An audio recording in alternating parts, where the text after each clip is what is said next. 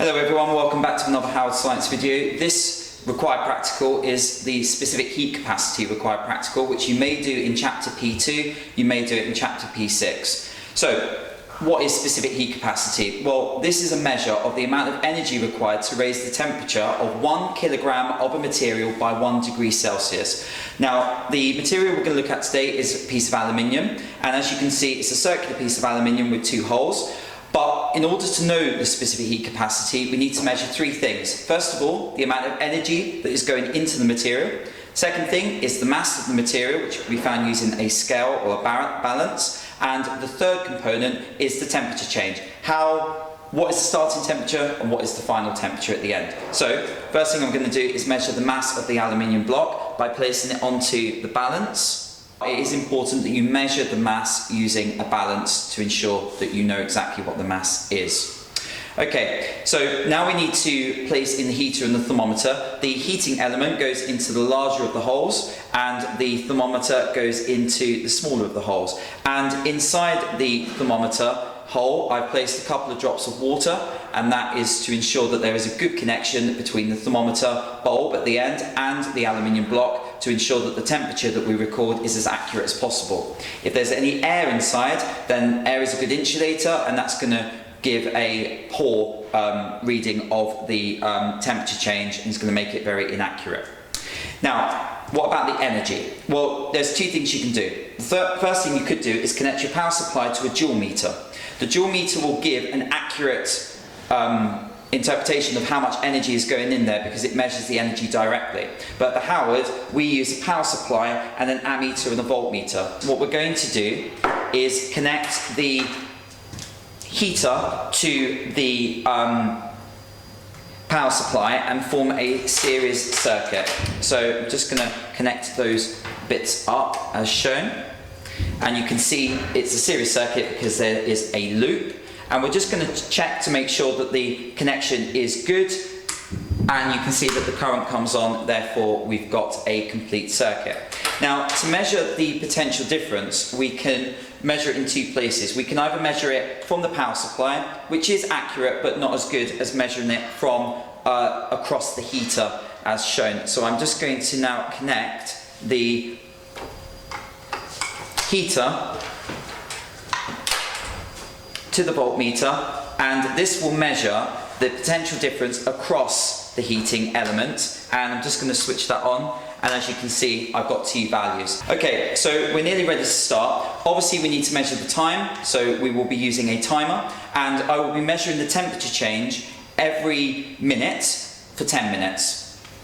Now, the other thing to consider is that at the moment this block isn't insulated, which means that any heat energy that's going in is going to go to the environment. This means that the heater is going to be putting in energy, but the thermometer won't be actually recording the impact of that heat going in. So I have to use an insulating jacket, which I can connect up very easily. This is corrugated cardboard, and what I'm going to do is wrap that around the insulating block.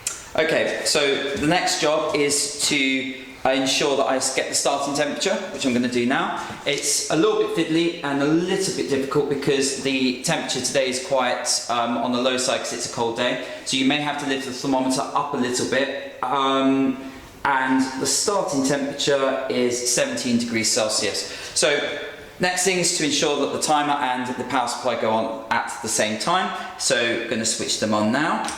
There we go, so we're away, timer is on, power supply was on at the same time, and you'll notice that the current and the potential difference here are fluctuating a little bit. This is due to the fact that it's connected to a power supply rather than the battery.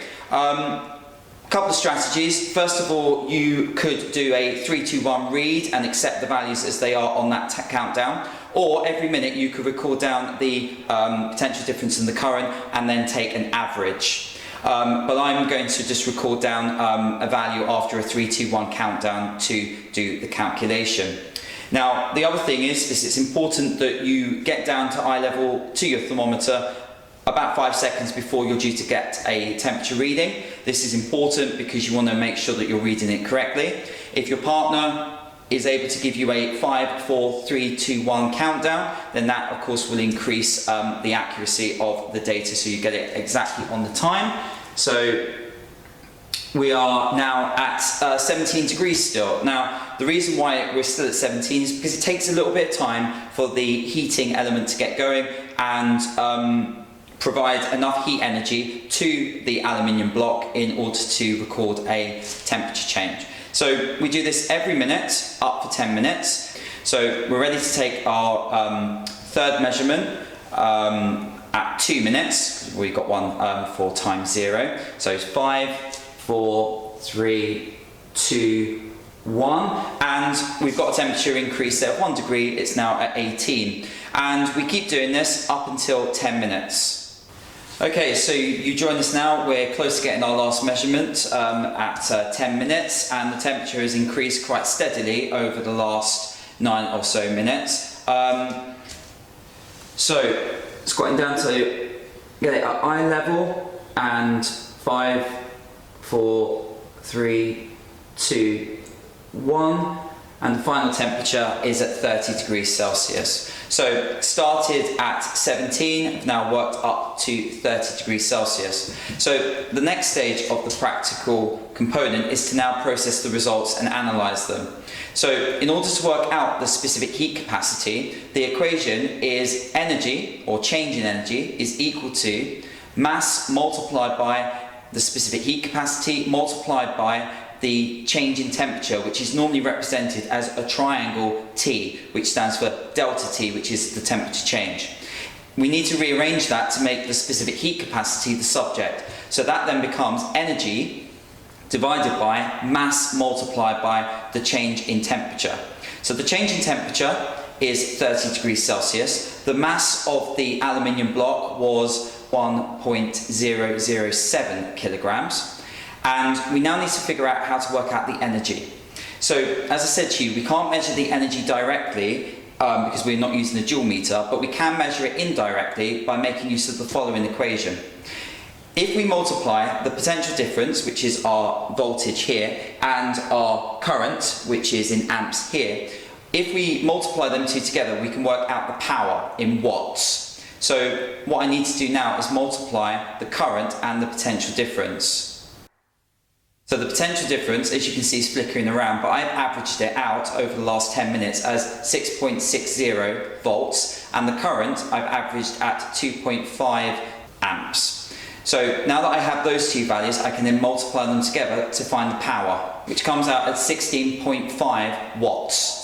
What we now need to do is multiply power by time to work out the energy. So 16.5 watts multiplied by the 600 seconds comes out at 9,900 joules. So that's the amount of energy that went into the aluminium block in the 10 minutes. And just to tell you that whilst we've been filming, the temperature inside the block now has gone up to almost 50 degrees. So it does show that the amount of energy going in there is increasing the temperature.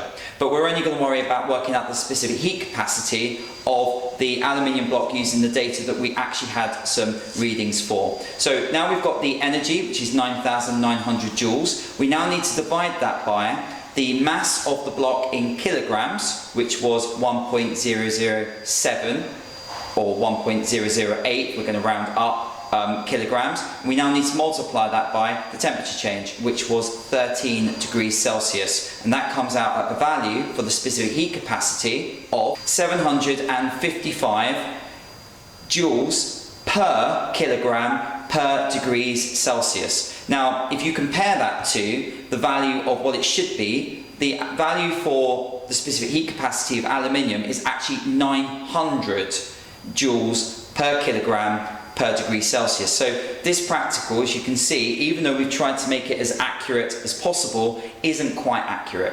Can you maybe think of why it might not be as accurate? Well, there are one or two ideas that you may have come up with. First of all, there's no lid. So a lot of the heat energy is escaping through the top and also through the bottom as well. Also, corrugated card isn't the best insulator.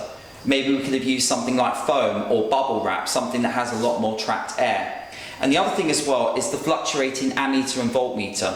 I may have misread or may have overestimated or underestimated the value of the potential difference and the current.